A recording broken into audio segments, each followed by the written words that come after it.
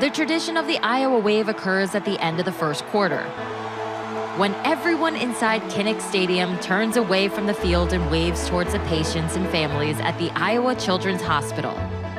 Our next destination shares a story about the hospital and how this bakery came to be. Everyone has that childhood memory. You go home, open up the door, and it just hits you. The smell of fresh baked cookies. Now, imagine taking that nostalgic childhood memory and turning it into a business. Well, that's exactly what Heather Sitzmore did here in this Iowa City suburb. I think we gotta trade this black umbrella for a pink one. We're here at the Pink Umbrella Bakery. The bakery is less than 2 miles from campus.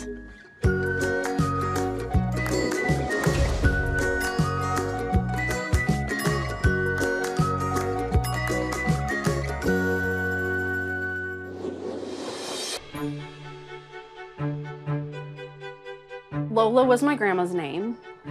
She was a very motivated, determined person. I have no doubt that I got that from her.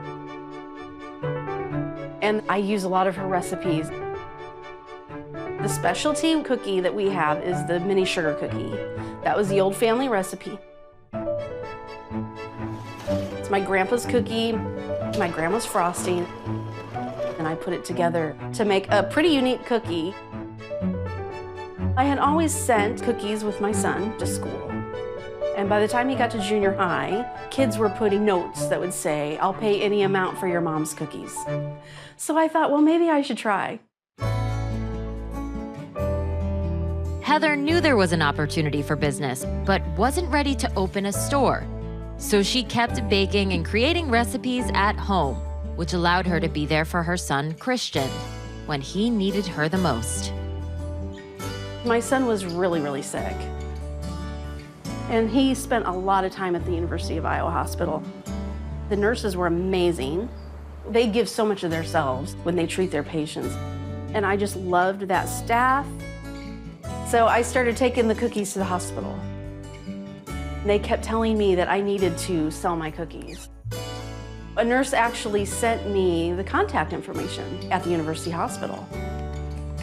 We set up a meeting, I took in samples, and they hired me on the spot. That account launched her business, and the Pink Umbrella Bakery opened in 2016. Soon, Heather was selling her cookies across Iowa City, in grocery stores, and on Iowa's campus. She continued innovating and created cookie decorating kits to make at home or with friends. We hold cookie classes once a month. Anybody can come.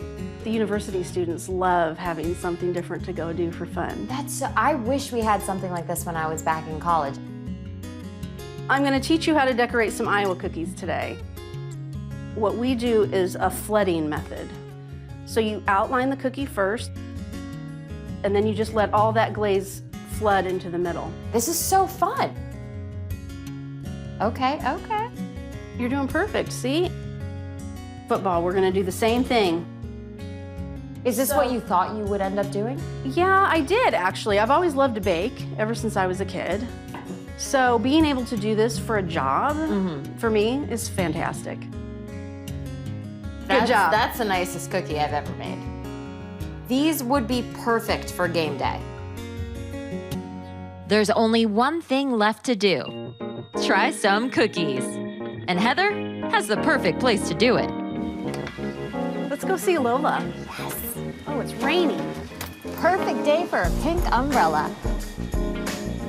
I had this vision of a 1950s camper that it just had to be Lola. Oh my goodness.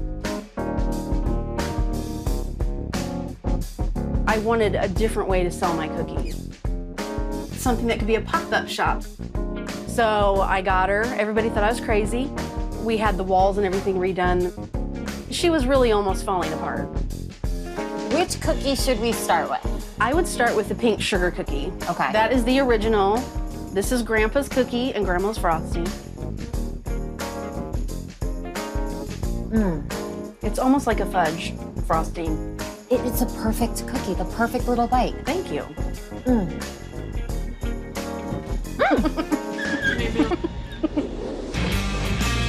Still to come, we're heading to Nebraska.